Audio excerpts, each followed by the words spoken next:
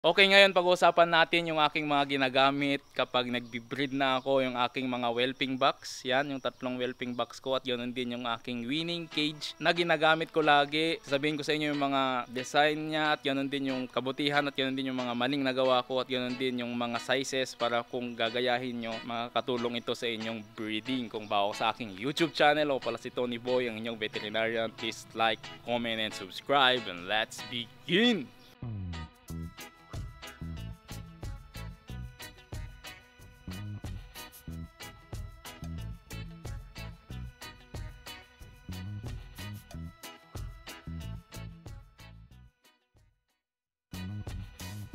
Okay, so ito yung mga pag-uusapan natin ngayon. Ito yung isang whelping box ko na ginamit ko sa beagle ko. Ito din yung isang whelping box ko na ginamit ko sa aking golden retriever.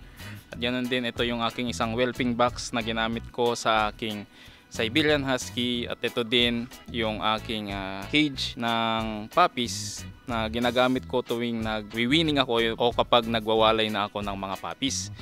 Okay, pag-usapan natin yung kabutihan at yung pros and cons ng bawat design at yun din kung ano yung pinaka the best na mag-fit sa inyo, yun yung gamitin nyo. Unahin natin itong sa beagle. So itong sa beagle ko kasi, ang design nito ay meron siyang halos 4 feet na taas. Ito, meron siyang 4 feet na taas. Then pinagkabit-kabit ko lang siya gamit ang parang puzzle lang siya na pinagkabit-kabit. Hindi ako karpintero hindi ko alam kung anong tawag sa mga ganyan. Pero ang kabutihan nito, pagkatapos kasi ng breeding mo, pwede mo siyang kalasin, mabilis siyang i-store. Ngayon, ito din, ang design din nito, madali lang din siyang alisin itong nasa taas na to. Pwede mo tong itaas kasi kapag ginagamit mo na siya. Pero pinermanent ko muna siya. Pero ito talaga, ang design nito, pwede siyang alisin kapag during whelping o kaya kapag nanganak na siya, pwede mo siyang alisin. Kapag andun yung mga puppies sa baba, hindi mo na siya dudukutin dito. So pwede mo na siyang alisin na lang dito para makita mo na agad kung asan yung puppies. So ito, mas matangkad siya. 4 inches halos to 4 to 5 inches itong laki nito. Maliit lang siya, sakto lang siya sa beagle at pwede siyang i-fit sa loob ng bahay. Kasi kapag nanganak yung mga puppies ko, doon ko linalagay sa loob ng bahay. Yung ginamit ko lang na mga kahoy is galing lang siya dati sa pintuan. So hindi naman importante maganda yung gawa. Basta ang importante dito, yung principle kasi dito, dapat elevated to. Kasi nanganak yung aso, dito yung mga puppies niya pumapasok dyan. Kasi kung nangailangan sila ng mas mainit na lugar, pumapasok sila dyan. Tapos kung magpapasuso si beagle, dito siya pupunta si beagle, then magpapasuso na siya. So ito, ang kagandahan naman nito, pwedeng makalis lang yung nanay. Anytime pwede siyang lumabas at pag magpapasuso na siya, babalik na siya. So magtatagal sila dito ng mga 2 weeks, ganoon, kasi hindi pa naman kaya ng puppy na umakyat. So hindi sila makakaalis diyan. Kagandahan din dito, walang baba kasi kapag tinataas mo siyang ganun, pwede mo siyang itaas. Wait lang, medyo mabigat Pwede siyang itaas na ganyan. Taas natin O yan, pwede siyang itaas na ganyan. Kasi nagbe-breeding ako, ang ginagawa ko, naglalagay ako dito ng blanket na para sa mga aso, and every morning linilinisan ko siya. So ganyan, pag linilinisan namin, tinataas lang namin na ganyan, kukunin namin yung blanket dito, kukunin namin yung gagamitin namin mga tela dyan, then papalitan namin ng bago, then ibababa namin siya ulit. Ganyan, so mas mabilis kang maglinis. Saka medyo mabigat ito, winipit natin yung tela dito para hindi pumaloob.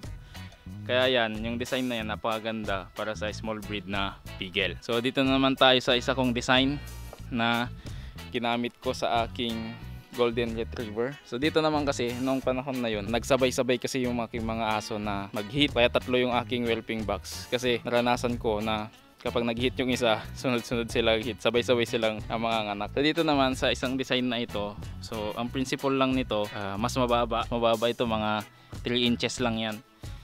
Yan lang yung may available ko kasi noon. Pero ang iba dito, magpapansin nyo, wala na ditong cover dito niya. Ang good side nito, pwede mong makita yung puppy. Hindi mo na siya hanapin, dudukutin agad. Makikita mo na agad pag andyan siya. Pero syempre, gaya ng sinabi ko kanina, kapag yung puppy naghahanap siya ng mainit na lugar, So pag dyan part na yan, hindi na yan mainit. At kapag pumapasok yung aso, pag nasa labas siya, pumapasok siyang, babalik siya sa whelping box niya, pwede niyang maapakan din yung puppy. So medyo hindi maganda yung design na to, mas maganda pa rin yung design na yon. Ito kasi hinabol ko lang ito noon kasi wala akong gamit din. Ito lang yung meron. Maraming paraan pag may gusto. Ito ginawa ko lang to, pahabol lang. I advise na hindi ganito yung yung gawin nyo. Mas maganda pa rin yung whelping box ng Beagle na pinakita ko sa inyo. Ito medyo maliit din para sa Golden Retriever, pero ito lang talaga kasi meron ako. Pero naging okay din naman. Pwede naman siya pagtiisan pansamantala. Ito yung pinaka the best para sa akin na whelping box. So dito, ang kagandahan naman nito ay meron siyang elevated na harang.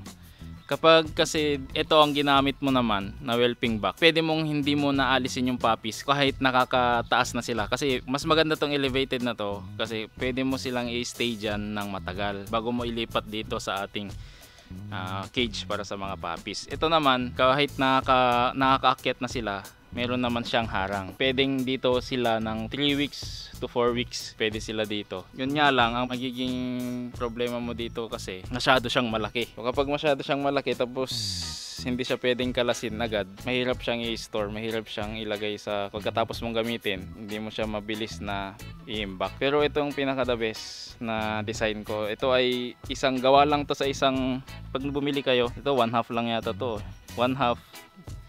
Tapos isang buo lang yan nung nabibili na 4x8 ba yun. Isang ganun lang, nagagawa na ako na isang design na ganyan. So isang piraso lang ng plywood na yun. Okay, so dito naman tayo sa aking crib o yung cage ng mga puppy. Kapag nasa whelping box pa lang sila, yung nanay kasi lilinisan niya yung mga puppies niya. Pakalinis ng nanay sa kanyang mga puppies. Kasi kahit yung dumi nila, normal lang yun na kinakain ng mga dam. Pero kapag nagpakain na kasi tayo ng solid food, nag-introduce na tayo ng solid food, kapag 3 weeks old na sila, habang dumadaming kumain yung mga puppies, darating yung panahon na hindi na din kakainin nung nanay yung tae nila. So ang pinakamagandang gawin dyan is ilagay na sila sa ganitong cage. So dito sa winning cage natin, kapag nag-introduce na tayo ng solid food, dito na tayo magpapakain sa kanila. Kapag gusto nilang mag-milk, sa daily na milk pa rin nila is 3 times a day. Kahit wala na yung whelping box, pag milkin mo na lang sila sa isang lugar, ilalabas mo lang sila dito, then ibabalik mo din sila ulit dyan. So yan ang magiging lugar na nila. Hindi na sila sunod ng sunod sa nanay nila.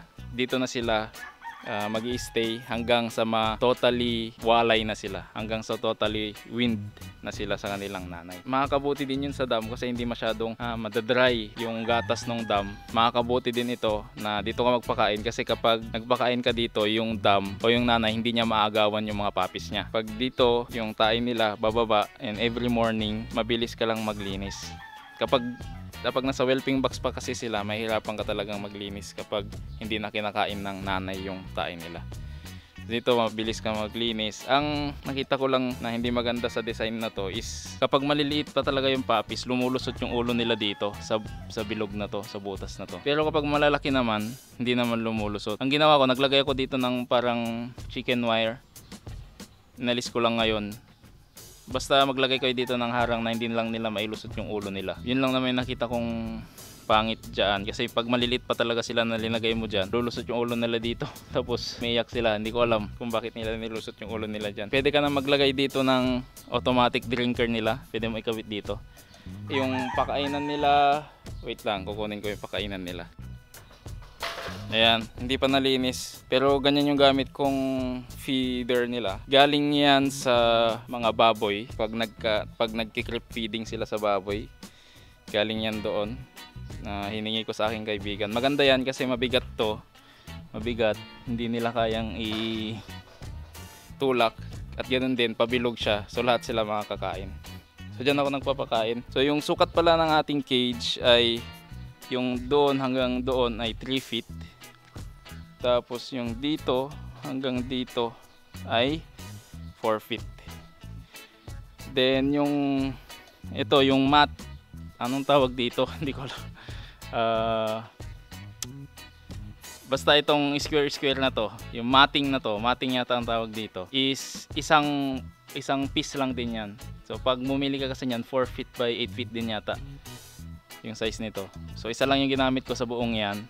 Then Itong mga angle bar, binili ko lang yan sa, hindi siya sa hardware, yung mga mumurahing bakal lang na tinitimbang.